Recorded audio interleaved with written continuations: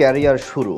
ছিপছিপে গড়নের রিশাদ হোসেন ক্যারিয়ারের শুরুতেও জানতেন না কি আছে তার ভবিষ্যতে। কারণ কথিত আছে বাংলাদেশে সবসময় লেগ স্পিনাররা থাকেন উপেক্ষিত, কিন্তু সব বাধা প্রতিকূলতা এবং নিজের অধ্যবসায় দিয়ে তিনি এখন বোলার থেকে বনে গেছেন একজন পুরোদস্তুর অলরাউন্ডার, যার প্রমাণ হতে পারে চলমান ওয়েস্ট ইন্ডিজের বিপক্ষে হোম সিরিজে।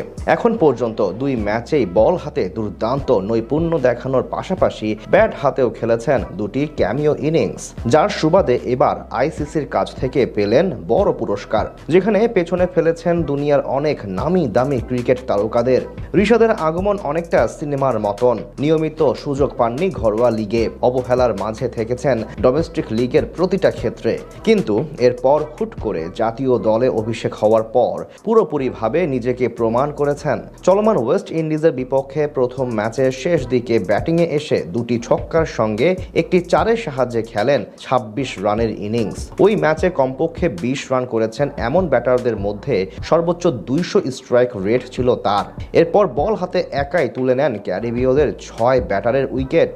তারই ধারাবাহিকতায় দ্বিতীয় ম্যাচের লেগ স্পিনার রিশাদ হোসেন খেলেন মাত্র 14 বলে 39 রানের দুরন্ত এক ইনিংস। সেটিও ছিল ওই ম্যাচের সর্বোচ্চ স্ট্রাইক রেটের ব্যাটিং, পাশাপাশি বল হাতে তুলে নেন 3 উইকেট। এমন পারফরম্যান্সের সুফল হিসেবে এবার ওডিআই অলরাউন্ডার র্যাঙ্কিংয়ে একেবারে 87 ধাপ এগিয়ে 37তম স্থানে চলে এসেছেন ডানহাতি এই ক্রিকেটার, যেখানে পেছনে ফেলেছেন ট্র্যাভিস হেড, লিয়াম লিভিংস্টোন কিংবা জোফরা আর্চারদের মতো মারকুটে ক্রিকেটারদের। অলরাউন্ডার র্যাঙ্কিংয়ের মতোই বোলিং তালিকাতেও উন্নতি হয়েছে রিশাদের। 2 ম্যাচে 9 উইকেট নেওয়ার কারণে ওডিআই বোলার র্যাঙ্কিংয়ে 65 ধাপ এগিয়ে 68 নম্বরে চলে এসেছেন রিশাদ হোসেন। ক্যারিয়ারের সর্বোচ্চ 430 পয়েন্ট এখন তার কাছে, যেখানে পেছনে ফেলেছেন হার্দিক পান্ডিয়া, এম গাজনফার ও তাবরেজ শামসির মতো বোলারদের। একই তালিকায় 16 ধাপ এগিয়েছেন নাসুম আহমেদ, যেখানে বাংলাদেশি ক্রিকেটারদের মধ্যে সবার উপরে আছেন মেহেদী হাসান মিরাজ। 6 ধাপ উন্নতি করে তিনি উঠেছেন 18 নম্বরে। পাশাপাশি ওয়ানডে ফরম্যাটে অলরাউন্ডার র্যাঙ্কিংয়ে 1 ধাপ উন্নতি করে এখন বিশ্বের 4র্থ সেরা ক্রিকেটার মিরাজ।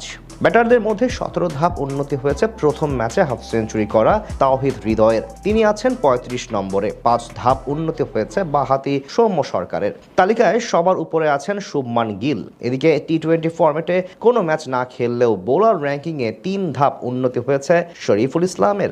এছাড়া ব্যাটারদের মধ্যে 2 ধাপ এগিয়েছেন তাওহিদ হৃদয়। সব মিলিয়ে বলা চলে আইসিসির সাপ্তাহিক প্রকাশিত র্যাঙ্কিংয়ে বেশ ভালো উন্নতি হয়েছে বাংলাদেশি ক্রিকেটারদের। বিশেষ করে রিশাদ হোসেন নজর কেড়েছেন আলাদাভাবে।